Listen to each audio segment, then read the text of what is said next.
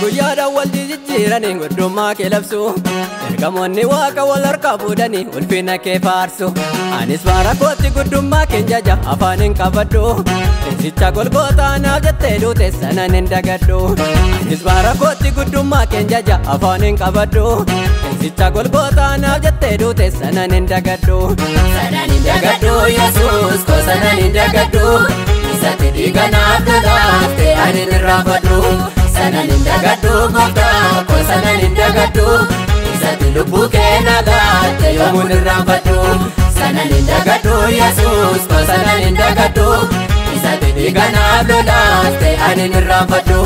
Sanan hin dagadhu Gooftaa ko sanan hin dagadhu Isatti lubbuu kee na laatte yoomuun irraanfadhu.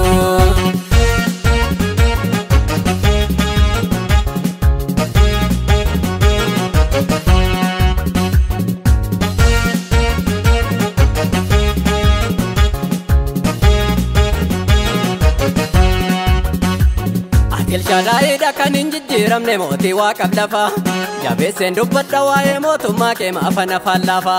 Kan akka kee jiru ati naaf addadha abbaa amanamaa bara koo hundumaa nan jaja maqaa keessitu faarfamaadha. Kan akka kee jiru ati naaf addadha abbaa amanamaa bara koo hundumaa nan jaja maqaa keessitu faarfamaadha. Sanan hin dagadhu Yesuus ko sanan hin dagadhu Isatti dhiiga naaf lolaaftee ani hin irraanfadhu. Sanan hin dagadhu Gooftaa ko sanan hin dagadhu Isatti lubbuu kee na laatte yoomuun irraanfadhu.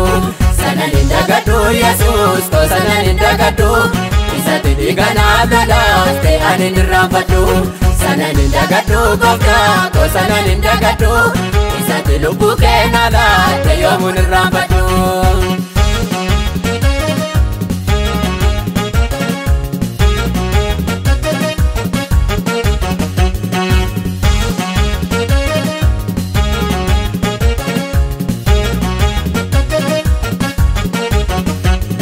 Yaada falkanii munyuuqa lafarraa hundumaa si tuume hojii harka keetu dinqisiifamaadha Gooftaa kolfaadhume.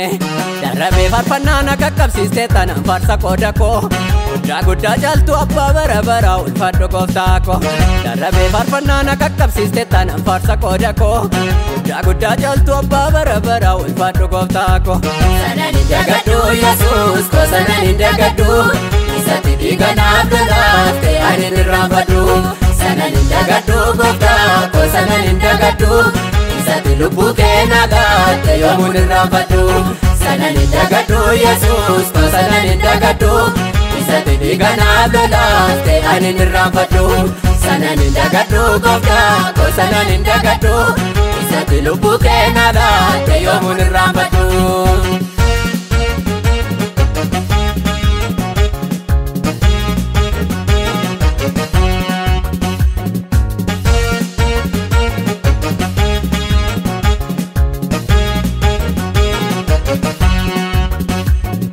Akka kee jiru qulqulluu cubbamaaf dhaabbatee dubbatu meeshaa ammayyaa malee iddoo rakkoo namaa kan namaaf hubatu. Dhiiga kee cabsitee wanjoo dhalootaatti birmaduu na baafte toora namaatti illee nama leellifamne mirga kee na laatte. Dhiiga kee cabsitee wanjoo dhalootaatti birmaduu na baafte toora namaatti illee nama leellifamne mirga kee na laatte. Sanan hin dagadhu Yesuus ko sanan hin dagadhu Isatti dhiiga naaf lolaaftee ani hin irraanfadhu. Sanan hin dagadhu Gooftaa ko sanan hin dagadhu Isatti lubbuu kee na laatte yoomuun irraanfadhu. Sanan hin dagadhu Yesuus ko sanan hin dagadhu Isatti dhiiga naaf lolaaftee ani hin irraanfadhu. Sanan hin dagadhu Gooftaa ko sanan hin dagadhu Isatti lubbuu kee na laatte yoomuun irraanfadhu.